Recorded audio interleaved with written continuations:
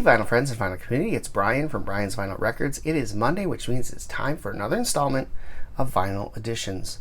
So here we are, episode 100 of Vinyl Editions. It's crazy to think that I've done 100 weeks in a row. I think I did 100 weeks in a row. I don't know if I missed any, to be honest with you, of just showing you what I've picked up. And if you've noticed in the last several episodes, my allotment of things that I pick up has gone down dramatically. And that's by design. I've mentioned before that I'm trying to change my buying habits to not just buy things to buy them, but to really buy the ones I want to have in my collection and that I know I'm going to listen to and enjoy over time. So that has changed things a lot. So if you see the record bin behind me here, I have 3 of those in my office right now. They contain my hard rock and metal, my rock and roll and blues, and my alternative rock and southern rock albums, grunge and alternative rock and southern rock albums. So that's all in my office right here. All of my pop and country stuff is outside of this office into my family room there. I've got 2 Calyx-like shelves filled with those out there. That's kind of where that's housed right now. So I've been slowly looking through the bins and kind of pulling albums out that I haven't listened to since I first got them, or meaning I listened to them once and then haven't listened to them since, and really aren't things that I'm going to revisit necessarily often enough to justify having them take up space in my collection. So some of those I've been weeding out. I've put a bunch of stuff on sale on Discogs. So if you're interested at all, you can go to Discogs and look for Brian's Vinyl Records on there, and you can see what I have up for sale currently. I've also been pulling albums that I'm just giving away to some of my friends who are just now getting into vinyl. So one of my buddies, Matt, has really gotten into records lately. He got a new turntable from his dad and hooked it all up, got it all going. And so I gave him a stack of a bunch of records, probably like 20 records a few months ago, and gave him kind of those to work through. And so I've been building another kind of smaller stack of records.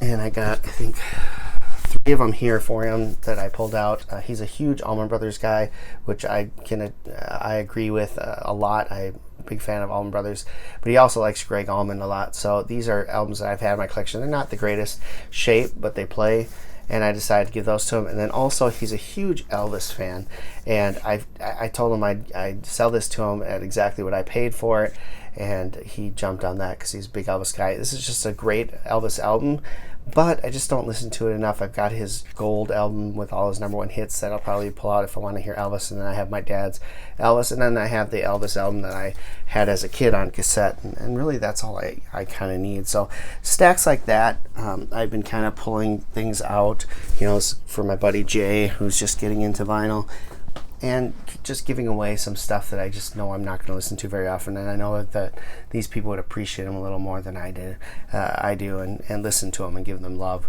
which I think they need.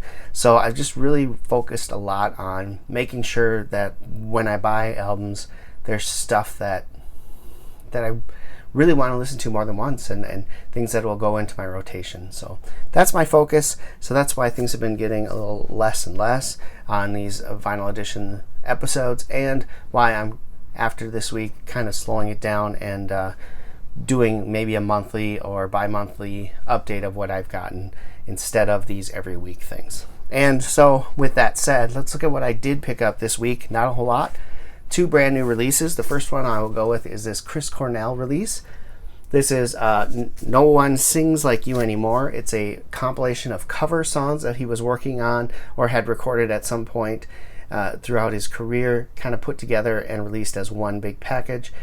This is one I hemmed and hawed over. I didn't know if I was going to actually pick it up or not, and because I really like Chris Cornell and I love his voice, but I'm not like a super fan, so I didn't know if I really need to have this in my collection. But I read a lot of reviews on it, and people were saying it just sounds amazing and it's so well done. So I decided to go to Mill City Sound and just pick it up over the weekend, and so there you have it. I haven't listened to it yet. I just pulled it out of the shrink before this video. I recorded this video, and so I'm looking forward to putting this on the turntable today and giving it a proper spin. So Chris Cornell, No One Sings Like You Anymore, is the first album that I picked up. The second one is the brand new album from Lana Del Rey, Chemtrails Over the Country Club. This one I ordered on Amazon when the price dropped by I think $10 from the original listing price that they had, and I decided to just go ahead and pick it up. And so this arrived Friday. I listened to it right away, and I can't say enough good things about it. It was just really, really fun to listen to. A great album that she put out here, and I've really enjoyed it. So the last album she put out, other than her spoken word album that she did, her poetry album, the Norman Rockwell album is absolutely fantastic. I think this is even better. I really do. I think it's great. Lana is someone I just started getting into over the last year or two, and slowly been adding her albums to my catalog, and I can't say enough good things about it. It's just an interesting dream pop type music, and I love her voice. I love her style, and this is really, really good album, and it sounds fantastic. So if you're a Lana fan, you're not going to be disappointed by this. I can't say enough. It's just really good. So there you have it. That's all that I picked up for this week. 2 brand new releases that came out on Friday were what I have. I've got some more new releases coming up real soon that I'm really excited about, that I can't wait to pick up. Blackberry Smoke's putting out a new album in May. Oh, can't wait for that. It's going to be so awesome. And just a bunch of different stuff. I know Eric Church is coming out with 2 brand new albums in April. I think the first one's the 16th and the second one's the 23rd. Looking forward to those. So a lot of cool stuff. So when I come back for the next vinyl editions, I should have some pretty sweet albums to show you guys that I just picked up, some new stuff that has come out. Can't wait to do that. In the meantime, I've got 2 videos loaded for the next 2 weeks that I hope you will enjoy.